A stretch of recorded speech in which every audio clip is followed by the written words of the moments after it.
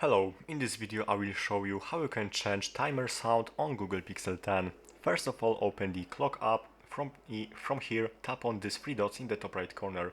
Go to the settings and right now you are able to find the timer sound in the timers section. Open it and over here you are able to record your sound. You can also find your sounds from your files, and also there is some device sounds that you can simply select. If you want to set your custom one, you have to click add new in your sounds. Now, if you have no items over here, if it's nothing shows over here, tap on this icon in the top left corner, go to the audio section, open unknown, download, and here you are able to find your audio files. As you can see, I have this audio file as my timer sound. That's all for this video. Thanks for watching and subscribe this channel.